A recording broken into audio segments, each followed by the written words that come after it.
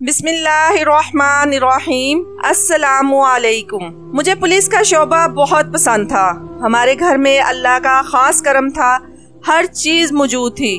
अब्बू का खुद का एक छोटा सा बिजनेस था, जिस वजह से हमें शुरू से ही हर सहूलत मुयस्सर थी। मैं बड़ा हुआ तो अपनी ख्वाहिश का इजहार कर दिया कि मैं पुलिस ऑफिसर बनना चाहता हूँ। अब्बू ने ये बात सुनी तो कुछ मुस्तरब से हो गए थे। कहने लगे, मैं चाहता था कि तुम मेरे साथ मिलकर काम करो ताकि हम दोनों की मेहनत से ये बिजनेस तरक्की कर सके। मैं बोला, अब्बू मुझे 10 साल पुलिस में सर्विस करने दें, इसके बाद मैं आपका बिजनेस ज्वाइन कर लूंगा। अब्बू हंस दिए। वो कहने लगे, चलो ठीक है, जैसा तुम कहो। अगर तुम्हारी मर्जी इसी चीज में है तो मैं हरगिज एतराज नहीं करूंगा। मैंने खूब मेहनत की और CSS का इम्तिहान पास कर लिया।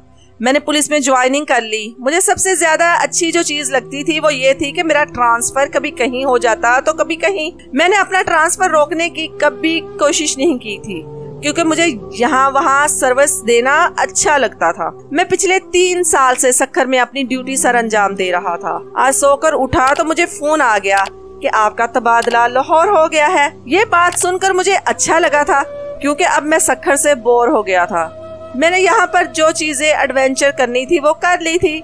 अब मैं किसी नई जगह जाना चाहता था। लाहौर मेरे लिए हरगिज भी नई जगह नहीं थी, क्योंकि मैंने अपनी जिंदगी का एक बड़ा हिस्सा वहाँ गुजारा था। मैं लाहौर गया तो मेरे लिए एक सरप्राइज मुंतजर था। दरअसल मेरी पोस्टिंग उस इलाके में हुई थी जहाँ पर शहर की सबसे बड़ी मंडी थी। मेरी साथियों ने मुझसे यही कहा था कि मुजाहिद, तुम मुश्किल में फंस जाओगे, यहाँ की औरतें अच्छी नहीं होती। उन्होंने मुझे ये भी कहा कि तुम इस इलाके में जो काम करने की वजह से गुनाहों के दलदल में गिर जाओगे। यहाँ तो हर चीज सरेआम मुयस्सर है, तुम अपना दामन बचा नहीं पाओगे। तब मैंने मुस्कुराकर कहा था कि तुम लोग मुझे नहीं जानते, मैं अपना अच्छा बुरा बखूबी जानता हूँ। सिर्फ इसीलिए कि मेरी पोस्टिंग मंडी के करीब हुई है, उसका ये मतलब नहीं कि मुझे गुनाह करने का लाइसेंस मिल जाएगा। दलील के तौर पर मुझसे ये भी कहा गया कि यहाँ तो अच्छे पिघल जाते हैं, तो तुम फिर अभी कल के बच्चे हो। तो मैं उनकी बातों को इग्नोर करता रहा। मुझे मालूम था कि मैं किसी भी गलत काम में मुलव्विस होने वाला नहीं हूँ। मुझे अपने किरदार पर, अपने वालिदैन की तरबियत पर भरोसा था, मगर मैं अपने साथियों को ये भी दिखाना चाहता था कि 5 उंगलियां बराबर नहीं होती। ऐसा हरगिज नहीं कि मर्द को मौका मिले और वो गुनाह कर भी ले। इंसान को खुद पर भी कंट्रोल होना चाहिए। इसलिए मैंने हीरा मंडी के ऐन बीचों बीच अपने लिए एक फ्लैट किराए पर लिया था। ये बात सुनकर तो मेरे साथी हैरान रह गए थे। वो कहने लगे, ये तुमने क्या किया है? तुम इस जगह से दूर भी कमरा ले सकते थे। तो मैंने उनसे कह दिया कि यहाँ से मेरा ऑफिस करीब है, और दूसरी बात ये कि यहाँ पर किराया कम है, इसलिए मैं यहाँ आ गया हूँ। मुझे अपनी सहूलत दरकार है। इन्हें तो मैंने ये कह दिया था, मगर हकीकत ये थी कि मैं इन लोगों को दिखाना चाहता था कि मैं खुद को बुराई में गिरने से बचा सकता हूँ। खैर, अब मुझे यहाँ रहते हुए 2 दिन गुजर गए थे। मैं अपने कमरे की खिड़की में खड़ा होता तो सामने बिखरी हुई जिंदगी देखकर मेरा दिल घबराने लगता था, जैसे मैं अपने पेट पालने के लिए मुलाजमत कर रहा हूँ। यकीनी तौर पर वैसे ही ये औरतें भी मजबूर होकर ये काम कर रही होंगी। ये इनका पेशा था, जैसे कि पुलिस मेरा पेशा है। मैं इनको गलत कहने का हक नहीं रखता था, क्योंकि मुझे इनके हिस्से की कहानी मालूम नहीं थी। बस मेरा इनके लिए दिल उदास होता था। मेरा दिल चाहता था कि मैं इनके लिए कुछ कर सकूं। हर शाम मुल्क के बड़े बड़े लोग यहाँ आते और अपनी मनपसंद लड़की को गाड़ी में बिठाकर ले जाते थे। तब मेरा दिल मजीद परेशान सा हो जाता था। मैं जब से यहाँ आया था हर वक्त उदासी मुझे घेरे रखती थी। आज शाम मैं बिस्तर पर लेटा हुआ था कि मेरे फ्लैट का दरवाजा खटकने लगा। मैंने दरवाजा खोला तो सामने एक जवान लड़की खड़ी थी जो बहुत ही हसीन थी। मैं उसको देखकर हैरान हो गया और बोला, आपकी तारीफ? वो कहने लगी, मुझे शबनम कहते हैं, आप मुझे शब्बो भी कह सकते हैं। मैं उसकी बात सुनकर घबरा गया और बोला कि आपका यहाँ आने का क्या मकसद है? तो वो कहने लगी, मेरे हाथ में आपको पकड़ी हुई ट्रे नजर नहीं आ रही क्या? मैंने जल्दी से उसकी ट्रे की जानिब देखा, वहाँ पर खाना पड़ा हुआ था। वो कहने लगी, मैं आपके लिए खाना लेकर आई हूँ। मुझे अजीब सी झुरझुरी आई। मैं बोला, मुझे आपके खाने की जरूरत नहीं है। आपका बहुत शुक्रिया कि आप मेरा एहसास किया, आप खाना वापस ले जाएं। वो मुझे बड़ी हैरत से देखने लगी और कहने लगी, शब्बों के हाथ का खाना खाने के लिए सभी तरसते हैं, और आप इनकार कर रहे हैं। मैं बोला कि मैं किसी अजनबी के हाथ से खाना नहीं खा सकता। तो वो कहने लगी कि हम चंद घड़ी मिलकर बैठेंगे तो अजनबी नहीं रहेंगे। मैंने कहा कि मुझे तुम जैसी औरत के साथ बैठने की जरूरत नहीं है। जब मैंने कह दिया है यहाँ से चली जाओ तो फिर चली जाओ। वो ढीठ बनकर मेरे सामने खड़ी रही और कहने लगी कि नहीं, मैं आपको खाना खिला कर ही जाऊंगी। मुझे गुस्सा आया और मैंने हाथ मारकर ट्रे नीचे गिरा दी। खाना बिखर कर रह गया था। शबनम की आंखों में आंसू आ गए। वो नीचे बैठ गई और उसने खाना चुनकर वापस ट्रे में रख दिया और फिर एक नवाला लेकर कहने लगी, ये बड़ी मेहनत से कमाया हुआ रिस्क है, तुम इसे यूं जाया नहीं कर सकते थे। मैं उसको देखता रह गया था और फिर वो आंखों से आंसू लेकर मेरे फ्लैट से निकल गई। उसके जाने के बाद मैं सोचने लगा कि ये अजीब मुसीबत मेरे गले पड़ने लगी थी। अगर किसी को इल्म हो गया कि तवाइफ मेरे फ्लैट पर आई है तो लोग मुझ पर उंगलियां उठाने लगते। वो तो यही कहते कि हमें तो अब तुम्हारा मकसद समझ में आया है कि तुमने हमें फ्लैट किराए पर क्यों लिया है। मैं तो उन लोगों को अपनी शराफत वाजिया करना चाहता था। यूं तो लेने के देने पड़ सकते हैं, मुझ पर उंगलियां उठाई जा सकती थी। खैर वो लड़की चली गई तो मैंने अपने खाने का बंदोबस्त करना चाहा। मैंने फूड डिलीवरी करवा ली थी। अगले रोज मैं जैसे ही थाने गया, मेरा एक साथी दोस्त मुझसे कहने लगा, मुजाहिद, मैंने सुना है कि कल तुम्हारे फ्लाइट में बहुत प्यारी सी लड़की गई थी, काफी देर रही है वो तुम्हारे पास। ये बात सुनकर तो मेरा दिमाग ही घूम गया था। बस मैं ये ही तो नहीं चाहता था। मैं बोला, हाँ, मुझे खाना देने आई थी। मैं तो यही कहूँगा कि ये पेशे वाली औरतें भी रख रखाव वाली होती हैं। इन्हें इतनी तो तहजीब होती है ना कि अगर कोई नया पड़ोसी रहने के लिए आए तो इसे खाने के लिए कुछ दे देना चाहिए। मैं बहुत मुतासिर हुआ हूँ उनसे। उसने जब ऐसी बातें कही तो मेरा साथी चुप कर गया। दरअसल मैंने ये सब उसे लाजवाब करने के लिए कहा था, जबकि हकीकत में तो मैं खुद इस बात से शर्मिंदा सा हो गया था। खैर शाम ड्यूटी करके जब मैं थका हारा घर वापस गया तो शावर लेकर दिल चाहा कि लंबी तान कर सो जाऊं, मगर दरवाजे पे दस्तक हुई तो उधर चला गया। आज भी शबनम हाथ में ट्रे पकड़े खड़ी थी। उसने मुझे धक्का देकर साइड पर किया और खुद मेरी इजाजत के बगैर मेरे फ्लैट में दाखिल हो गई। मुझे उसकी हरकत पर बड़ा गुस्सा आया था। मैं बोला, ये क्या बदतमीजी है। वो कहने लगी, आपके लिए खाना लेकर आई हूँ। मैं बोला, मुझे हराम खाने की आदत नहीं है, तुम मेरे लिए खाना मत लेकर आया करो, मुझे ये सब अच्छा नहीं लगता। तब वो कहने लगी, मैं आज आपको खाना खिलाए बगैर वापस नहीं जाऊंगी। तब मुझे गुस्सा आया। मैंने उसे हाथ से पकड़कर अपने फ्लैट से निकालने की कोशिश की तो वो कहने लगी कि अगर आप मुझे यूं ही धुतकारते रहेंगे तो फिर उम्र भर पछताएंगे। मुझे उसकी बात सुनकर मजीद गुस्सा आ गया। मैंने उसे फ्लैट से निकाल दिया और सोचने लगा कि क्या वो मुझे बद्दुआ दे रही थी या फिर वो मुझे धमकी दे रही थी। दोनों बातें सोचकर मैं हैरान सा हो गया, क्योंकि मैं किसी की बद्दुआ नहीं लेना चाहता था और ना ही मैं ये चाहता था कि बिला वजह कोई मुझे धमकाए। खैर मैं अपने कमरे की खिड़की में जाकर खड़ा हो गया था। दिल बहुत परेशान था। तभी मेरे फोन की घंटी बजने लगी। मैंने मोबाइल उठाया तो स्क्रीन पर अम्मी का नाम जगमगा रहा था। मैंने जल्दी से फोन कान से लगाया और बोला, अम्मी कैसी हैं आप। मेरी आवाज सुनकर अम्मी फूट फूट कर रोने लगी थी। वो बोली, मुजाहिद, मुझे तुम्हारी बहुत जरूरत है, जल्दी से घर आ जाओ। मैं मजीद घबरा गया और बोला, अम्मी क्या बात है, आप ऐसे क्यों कह रही हैं। तो वो कहने लगी कि तुम्हारी बहन की तबीयत फिर से बिगड़ गई है, सना बीमार हो गई है। मैं खुद को बहुत तन्हा महसूस करती हूँ। तुम्हारे अब्बू भी हर वक्त परेशान रहते हैं। वो इनको तो खुद मेरे दिलासे की जरूरत है। वो मुझे क्या संभालेंगे। मेरी मुश्किल का सहारा तुम ही हो, तुम मेरे पास आ जाओ। अम्मी की बातें सुनकर मैं परेशान हो गया और कहने लगा, अम्मी आप फिक्र ना करें, सना ठीक हो जाएगी। अम्मी कहने लगी, सच बताओ मुजाहिद, सना ठीक हो जाएगी ना। मैं बोला, जी जी वो ठीक हो जाएंगी, आप बिला वजह फिक्र ना करें। और मैं इतनी जल्दी आपके पास नहीं आ सकता। अभी ड्यूटी पर मुझे हफ्ता भर नहीं हुआ और मेरा ट्रांसफर भी नई जगह पर हुआ है। ऐसे में मैं इतनी छुट्टियां नहीं कर सकता। अम्मी कहने लगी, तुम दुआ करना मेरी सना ठीक हो जाए। अच्छा सुनो, मैंने सुना है कि लाहौर में बहुत अच्छे अच्छे मज़ारात भी हैं और दरबार भी। तुम वहाँ जाकर मेरी तरफ से मेरी सना के लिए दुआ करना। अगर तुम्हें कोई बुजुर्ग हस्ती नजर आए तो उसके कदमों में बिकीर कर कहना कि मेरी बेटी के लिए दुआ करें।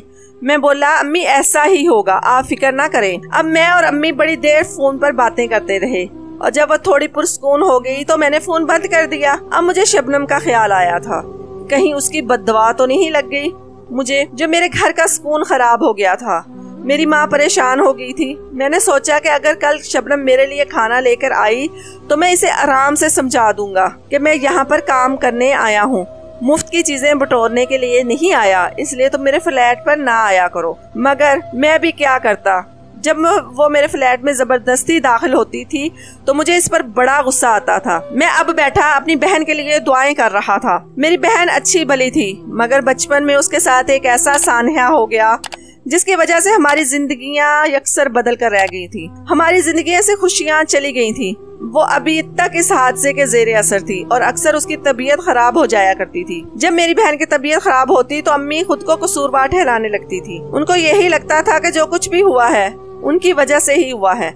मैंने अम्मी को बहुत समझाने की कोशिश की थी कि जो भी होता है किस्मत में लिखा होता है, मगर अम्मी खुद को माफ करने के काबिल नहीं थी, क्योंकि उनसे एक बहुत बड़ा गुनाह सरजद हो गया था। यूं ही आंखों में रात कट गई थी। मुझे अपने घर वालों की बड़ी फिक्र हो रही थी। सुबह काम पर जाने के लिए तैयार हो रहा था, तब अम्मी का फिर से फोन आ गया। वो अभी भी रो रही थी। वो कहने लगी, मुजाहिद, यहाँ से तुम मेरे लिए आज दरबार पर जाना और माफी मांगना कि या अल्लाह मेरी माँ को माफ कर दे और मेरी बहन को ठीक कर दे।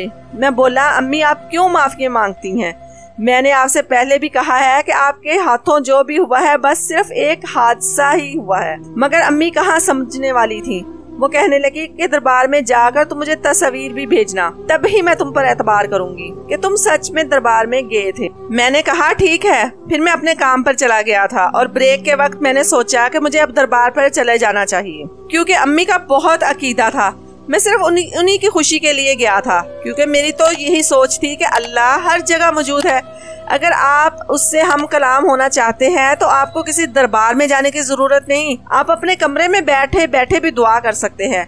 वो रब तो शारक से ज्यादा करीब है, वो इंसान की जरूर सुनता है। खैर, मैं दरबार गया और अपनी बहन की सेहतयाबी के लिए दुआएं करने लगा था। तभी मुझे एक जगह पर काफी सारा झुरमट नजर आया। मुझे लगा कि यहाँ जरूर कोई पहुंची हुई हस्ती होगी, मुझे इससे दुआ करवा लेनी चाहिए। मैं आगे बढ़ा तो एक औरत बैठी थी जिसने खुद को मुकम्मल तौर पर ढांपा हुआ था। लोग इससे अपने लिए दुआएं करा रहे थे और इसके सामने अपने मसले बयान कर रहे थे। तो वो कहने लगी कि मैं तो यहाँ पर खुद अपने लिए दुआ करने आई हूँ। तुम लोग क्यों समझते हो कि मैं कोई वली अल्लाह हूँ, जबकि ऐसा बिल्कुल भी नहीं है। मैं तो बहुत गुनाहगार हूँ। अगर तुम लोगों को मेरी हकीकत पता चल जाए तो तुम लोग मुझे संसार कर दो। मैं उसकी गुफ्तगू सुनकर मजीद आगे बढ़ा, क्योंकि आजकल ऐसे लोग बहुत कम मिलते हैं जो लोगों को अपनी असलियत बताने से नहीं कतराते। वो इस चीज को ज्यादा पसंद नहीं करते कि लोग उनके आगे झुके रहें। मैं मजीद आगे बढ़ा तो ये देखकर हैरान रह गया कि ये दुआ कराने वाली कोई और औरत नहीं बल्कि हीरा मंडी की शबनम थी। उसकी आंखें देखते ही मैं 2 कदम पीछे हट रहा था और फिर पीछे पलटता जा रहा था। मैंने दिल में सोचा कि अल्लाह की क्या शान है, उसने किस तरह से लोगों के ऐब छुपाए हुए हैं। अगर वो ऐब ना छुपाता तो हम किसी को मुंह दिखाने के काबिल भी ना रहते। हीरा मंडी की वो शबनम जिसने शायद कभी नमाज ना पढ़ी हो, जिसे शायद कलमा भी ना आता हो, लोग उसके सामने बैठे उससे दुआ की दरख्वास्त कर रहे थे। खैर, मैं अपनी बहन के लिए दुआ करके वापस आ गया। मैंने अम्मी को तस्वीर भी सेंड कर दी थी और उनसे कहा था कि अब सना बिल्कुल ठीक हो जाएगी। तो अम्मी कहने लगी, अगर मुझसे इतना बड़ा गुनाह सरजद ना होता तो मेरी सना कभी भी बीमार ना होती।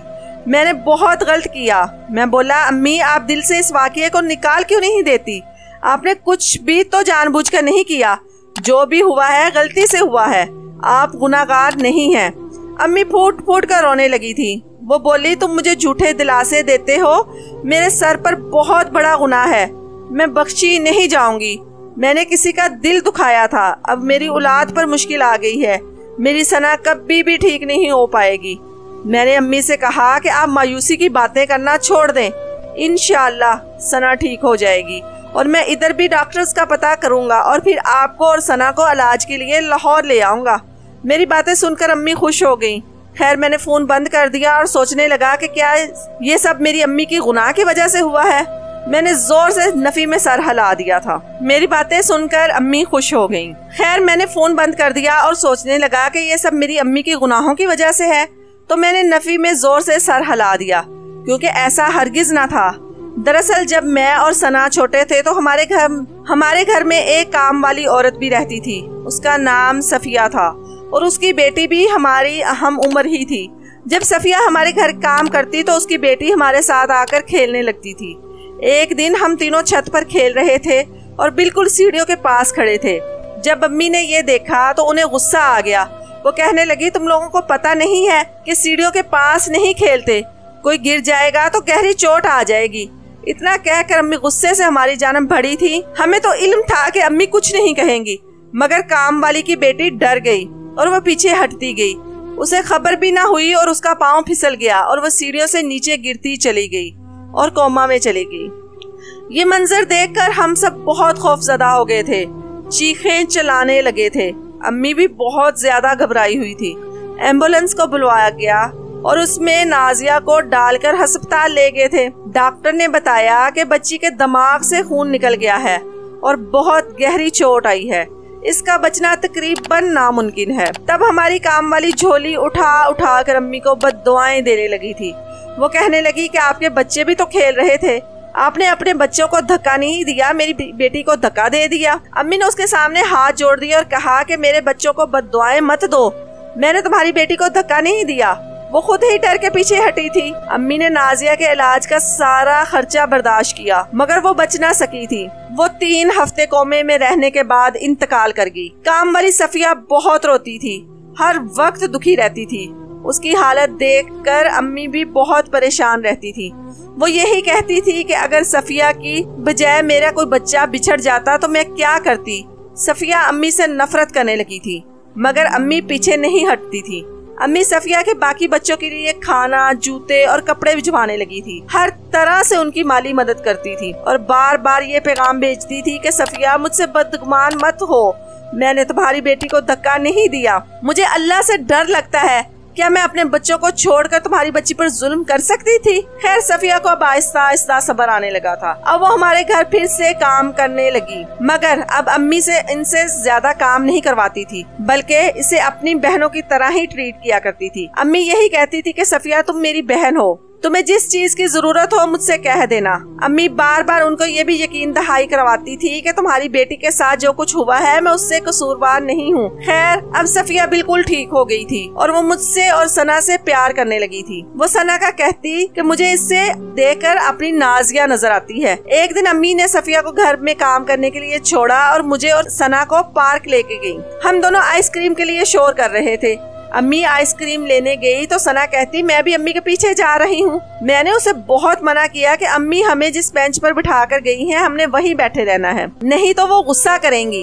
मगर सना ने मेरी बात नहीं मानी और वो अम्मी के पीछे ही चल गई, जबकि मैं बेंच पर बैठा ही रह गया था। थोड़ी देर बाद अम्मी जब लौट कर वापस आई तो वो कहने लगी कि सना कहाँ है। ये बात सुनकर तो मैं बहुत ज्यादा घबरा गया था और बोला अम्मी वो यही कहीं थी, आपके पीछे ही तो गई है। अम्मी कहने लगी नहीं नहीं, मेरे पीछे वो नहीं आई, मगर मैंने तो खुद इसे अम्मी के पीछे पीछे जाते हुए देखा था। खैर अम्मी ने पार्क में ऐलान भी करवा दिया कि मेरी बच्ची गुम हो गई है। इधर उधर हम ढूंढते फिर रहे थे। अम्मी ने अब्बू को भी फोन किया था कि वो पुलिस वालों को लेकर पहुंच गए, मगर वो हमारी सना नहीं मिली। ये गम बहुत बड़ा था। अम्मी तो दीवानी हो गई थी। हमने शहर का चप्पा चप्पा छान मारा था। अब्बू ने मुल्क भर की पुलिस स्टेशन में बच्ची की गुमशुदगी की रिपोर्ट दर्ज करवा दी थी। इन्हें उम्मीद थी कि हमारी सना एक ना एक दिन जरूर मिल जाएगी, मगर वो 1-2 दिन बहुत देर से आए थे। 1 साल बीत गया था मगर सना घर नहीं आई थी। अम्मी बिल्कुल दीवानी होकर रह गई थी और अब तो 2 साल होने वाले थे। अम्मी ने सना को मुर्दा तस्वुर कर लिया था। अम्मी हर वक्त रोती रहती थी और यही कहती थी कि अगर मेरे हाथों सफिया की बेटी का इंतकाल ना होता तो अल्लाह कभी मुझे इतनी बड़ी आजमाइश में ना डालता। सफिया यही कहती बाजी मुझे यकीन है कि आपने जानबूझकर मेरी बेटी को धक्का नहीं दिया था, मुझे मालूम है आप बेकसूर थी। अल्लाह आपको औलाद का दुख नहीं दिखाएगा, आपकी बेटी वापस आ जाएगी। यूं ही 2 साल गुजर गए। एक दिन हमारे घर का दरवाजा खटका। अम्मी ने जाकर खोला तो सामने एक बच्ची खड़ी थी जिसका लिबास मैला कचैला था, सर के बाल काटे हुए थे, यहाँ तक के भुएं भी काट दी गई थी और बच्ची जगह जगह से जख्मी थी। उसकी बहुत बुरी हालत थी। अम्मी ने उसे देखा तो एक लम्हे के लिए वो जमीन पर ढह सी गई थी। वो बच्ची जल्दी से अम्मी के गले लग गई, कहने लगी अम्मी आप मुझे बचा लें, वो लोग बहुत बुरे हैं जो मुझे लेकर गए थे तब अम्मी को एहसास हुआ कि ये तो उनकी सना है। 2 साल गुजर गए थे, सना भी बड़ी हो चुकी थी। जाहिर सी बात है कि जब मैं बड़ा हो गया तो वो भी बड़ी हो गई थी, मगर उसने इस कदर सख्त हालात देखे थे, वो यकसर बदल गई थी। उसकी शक्ल पहचानी नहीं जाती थी, वो बहुत खौफजदा सी रहती थी, हर वक्त रोती रहती थी और अम्मी से यही कहती थी कि मुझ पर बहुत जुल्म किया गया है, मुझे उन लोगों ने बहुत टॉर्चर किया है। मेरी बहन तो मिल गई मगर वो पहले जैसी नहीं रही थी। उसने इतना सितम देखा कि वो हर वक्त घबराई सी रहती थी, अक्सर उसे दौरे पड़ने लग गए थे। वो रोती रहती थी और अम्मी से कहती थी कि मुझे बचा लें, ये लोग बहुत बुरे हैं, उन्होंने मुझे बहुत मारा है। अम्मी ने सना का इलाज हर जगह से करवाया, उसे साइकेट्रिस्ट के पास भी लेकर गई। सना के सेशंस होते रहते थे मगर वो मुकम्मल तौर पर ठीक नहीं हुई थी। अब वो इसी बीमारी के साथ बड़ी हो गई थी। खानदान वालों को भी पता था कि इसलिए इसका रिश्ता नहीं आता था। कभी वो ठीक हो जाती थी, ज्यादातर बीमार ही रहती थी। अब उसे फिर से दौरा पड़ा था, इसलिए अम्मी बहुत परेशान रहने लगी थी। एक दिन अम्मी का फोन आया, वो कहने लगी कि मैंने सुना है कि हीरा मंडी में भी बहुत पहुंची हुई औरतें होती हैं, वो अल्लाह के बहुत करीब होती हैं। तुम किसी औरत से मेरी बेटी के लिए दुआ करवाओ, उसकी सेहत ठीक नहीं होती। मैं बोला, अम्मी आप कैसी बातें कर रही हैं? अम्मी कहने लगी, तुम्हें मेरी कसम है, मेरी बात मान लो। मैंने हामी भर ली है और सोच लिया था कि मैं कोठे पर जाऊंगा और एक बार शबनम से अपनी बहन के लिए दुआ का जरूर कहूंगा। मैं अभी यही सोच रहा था कि मुझे बाहर से अल्लाह अकबर के नारे सुनाई देने लगे। मैं परेशानी में बाहर भागा तो मालूम पड़ा कि एक तवाइफ मर गई है, मगर उसके जनाजे से बहुत खुशबू आ रही थी। मगर फिर भी मौलवी साहब उसे कफन दफन देने को तैयार नहीं। मैंने इस्तफसार किया कि कौन सी तवाइफ मरी है। अगली बात सुनकर तो मैं दंग ही रह गया था, क्योंकि मुझे बताया गया कि शबनम इंतकाल कर गई है। मैं फौरन भागा और बोला मैं इसका जनाजा पढ़ाऊंगा। और फिर जो ही मैंने इस तवाइफ के जनाजे पर सूरत फातिहा पढ़ी तो पांव तले से जमीन निकल गई, क्योंकि एक औरत ने मेरा हाथ आकर पकड़ लिया था। वो कहने लगी कि इसका जनाजा पढ़ाने से पहले एक बार मेरी बात सुन लो। ये औरत कोई अनजान नहीं है, बल्कि हमारे घर में काम करने वाली सफिया थी। ये न जाने लाहौर कैसे आ गई थी। मैंने उसे कहा कि मुझे बताएं क्या कहना चाहती हैं आप। वो कहने लगी, सबके सामने नहीं बताऊंगी, तन्हाई में बताऊंगी। मैं उसके साथ एक साइड पर हो गया तो वो कहने लगी कि ये जो तवाइफ मरी है ना, उसका असल नाम शबनम नहीं है, बल्कि ये तुम्हारी सगी बहन सना है। ये बात सुनकर तो मैं दंग रह गया था। मैं कहने लगा, आप ये क्या कह रही हैं? तो वो कहने लगी कि जब तुम्हारी माँ ने मेरी बच्ची को धक्का देकर मार दिया था तो मैंने भी सोच लिया था कि इससे बदला जरूर लेकर रहूंगी। मैं तुम्हारी बहन को पार्क से अगवा करके ले गई थी और अपनी बहन के घर छोड़ दिया था। जब तक पुलिस छापे मारती रही तुम्हारी बहन मेरी बहन के घर ही रही थी, मगर फिर जब ये केस पुराना हो गया तो मैं इसे वहाँ से निकाल कर लाहौर की हीरा मंडी में बेच आई थी। ऐसा करने से मुझे दिली सुकून मिल गया था। ऐसा लगने लगा था कि जैसे मेरी बेटी को इंसाफ मिल गया हो। जब भी मुझे मेरी बेटी की याद आती तो मैं हीरा मंडी में आकर तुम्हारी बहन का अंजाम जरूर देखती थी। यहाँ पर उसे शबनम का नाम दिया गया था। मैं जब भी वापस इधर आती तो मैं तुम लोगों की तस्वीर भी साथ लेकर आती थी और सजा के तौर पर वह तस्वीर सना को पकड़ा जाती थी ताकि वो तुम लोगों को देखकर तड़पती रहे। इसलिए तुम्हें देखते ही उसने पहचान लिया था और तुम्हारे लिए खाना लेकर आई थी। अब वो मर गई है तो तुम उसका चेहरा देख लो, तुम्हारी बहन ही मरी है। ये बात सुनकर तो मैं थर थर कांपने लगा। मैं बोला, अगर ये सना है तो फिर हमारे घर में जो लड़की है वो कौन है? तो सफिया कहने लगी, वो तो मेरी बहन की बेटी है। मैं इसे तुम लोगों के घर इसलिए छोड़ गई थी क्योंकि मुझे उम्मीद थी कि इसे यहाँ पर अच्छा मुस्तकबिल मिलेगा और मैंने इसके बाल वगैरह कटवा दिए थे और इसे अच्छी तरह समझा दिया था कि वो यही कहे कि उस पर बहुत ज्यादा तशद्दुद हुआ है। और रही बात मेरी बहन की बेटी की बीमारी की, तो वो बचपन ही से बीमार थी और उसका इलाज करवाने के काबिल नहीं थी। जब भी तो हमने उसे तुम लोगों के घर छोड़ दिया था। कुछ समझ ही नहीं आया था कि मैं क्या करूं। खैर मैंने अल्लाह का नाम लिया और अपनी बहन का जनाजा पढ़ा दिया। मैं जनाजे से फरागत पाकर कोठे पर गया था और उनसे पूछा कि मेरी बहन कैसी थी। तब मुझे जाकर वहाँ की नायिका ने बताया कि शबनम एक बहुत शरीफ लड़की थी। उसने अपनी जिंदगी में कभी कोई गलत काम नहीं किया था। वो तवाइफ नहीं थी, वो तो रात रात भर इबादत किया करती थी। सबसे हैरत की बात यह थी कि वो बाकी तवाइफों के कपड़े सीकर अपनी रोजी कमाया करती थी। उसने कभी कोई गलत काम नहीं किया था। वो एक जन्नती रूह है। जब भी तो उसके जनाजे से खुशबू आ रही थी कि उसने इतने सख्त माहौल में रहकर भी गुनाह के बहुत से मौके थे। और वहाँ रहकर भी उसने कोई गलत काम नहीं किया था, गुनाह नहीं किया था, इसलिए अल्लाह उससे राजी हो गया। तो मैं ये सब बातें सुनकर रोने लगा था। खैर मैं घर गया और अपनी वालिदा को सारी बात बता दी। हमने सफिया के खिलाफ FIR दर्ज करवा दी थी। सफिया को पकड़ने के लिए मैंने खुद जगह जगह छापे मारे और आखिरकार सफिया पकड़ी गई। इससे उसके जुर्म की सजा गई थी और वो लड़की जो हमारे घर में बहन बनकर लाई गई थी, अम्मी उसका अभी भी ख्याल रखती हैं, क्योंकि अम्मी को उसमें अब सना नजर आती हैं।